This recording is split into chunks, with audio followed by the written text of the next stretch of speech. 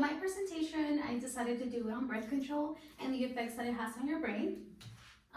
So I wanted to start off by saying that birth control is really not terrible because it has given women a lot of control over their own bodies, and they are able to decide when they want to have children.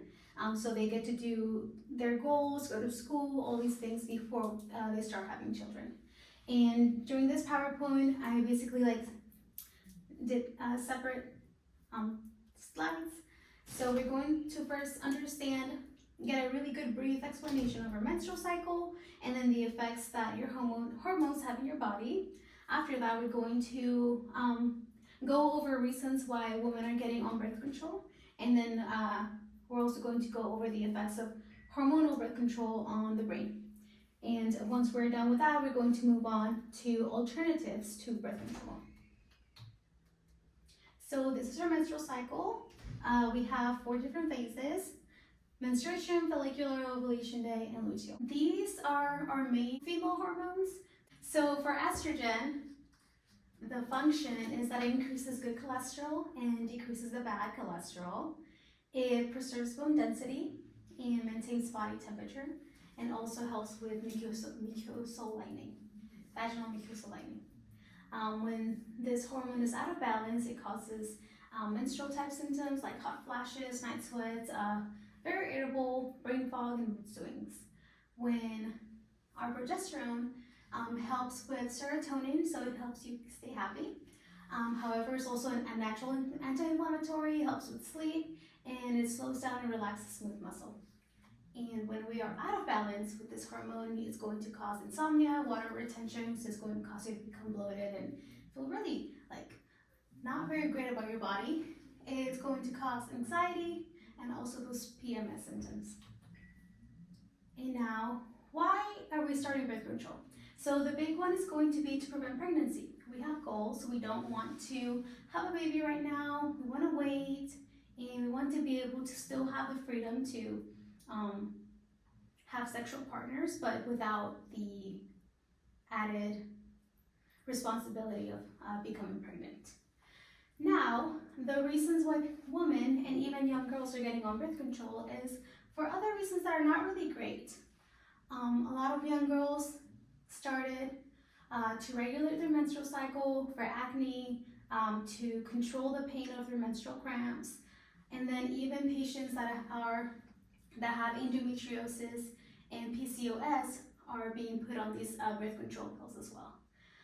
It also, some of our older generation is also using them for menopause symptoms and our patients with pelvic inflammatory disease.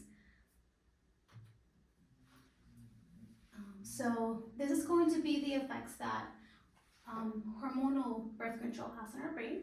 So first of all, it's going to cause high levels of stress due to a low cortisol. Cortisol is a hormone that helps you cope with stress. So whenever that hormone is lowered, then the individual has a harder time coping with stress. And then I also wanted to talk about the increase and decrease of the gray matter in the brain. Gray matter is the part of your brain that processes emotions, and it also helps you to be able to focus on things. So this is why a lot of patients may experience high levels of brain fog and things like that when they're on birth control. And then we have a decreased white matter, which, as we know, white matter is what helps our neurons in our brain communicate with each other. So whenever that white matter is decreased, it's also causing the patient to develop depression and anxiety. So I wanted to mention too that when women are going through, young girls are going through their adolescence, puberty stage, and they're growing, and these hormones are trying to balance themselves out. Women are already 2 times more likely to develop depression than men. And then when we're on this birth control, as we see, we already have that decreased white matter, which is causing you to already have depression and anxiety. So we're basically just making it worse by putting young girls on this birth control. What also happens, a lot of the birth control has high levels of progesterone, which inhibits sexual desire. And like we learned earlier, when our progesterone is out of balance, it causes other symptoms like anxiety, insomnia, PMS, or you're constantly having like really bad cramps whenever you do have your period. And it also enhances, when your progesterone is at a good level, it enhances the function of serotonin. So women that are on progesterone are having problems with maintaining a good mood overall.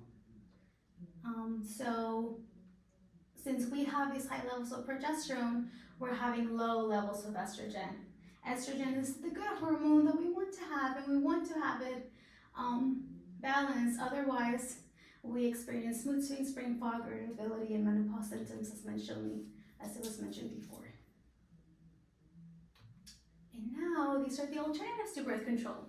So, if we're trying not to get pregnant, what we can do is like educate ourselves more on our menstrual cycle, learn which days are okay to have sex, which days we should probably hold off, and then also use condoms and other kinds of non-invasive birth control.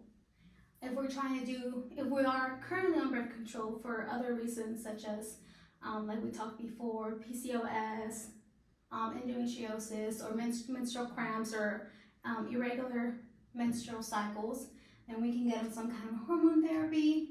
A lot of the times our lifestyle and holistic wellness can also help to regulate those hormones. A lot of the Another good alternatives to birth control is going to be our lifestyle. A lot of the times the foods that we're eating are causing these cramps, like these cramps that we can't control, or heavy cycles.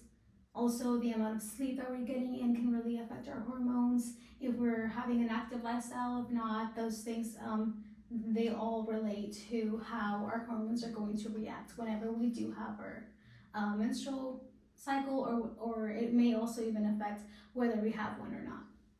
Another thing that a lot of people, they don't really like, but it can be very beneficial if it's done right, it is holistic wellness. So there is a lot of doctors out there that have gone through medical school and then taken like a fellowship to learn more about natural remedies. Sometimes birth control, personally I believe, based on all the research, birth control is not the way to go when it comes to irregular cycles and unbalanced hormones. And then the last thing that it's kind of controversial is non-hormonal birth control, such as the copper IUD, just because it is painful, and a lot of women are not about that, because most of the time, whenever these IUDs are being placed, there is no form of anesthesia given to the patient. And those are my resources. I really love my video that talks about the link between women's brain and the birth control pill, and then my article that talked a lot more about the effects of the birth control pill in the brain, and then the Hormone Balance Bible, which just talks about how you can regulate your hormones after speaking with a doctor. So that is it. Thank you.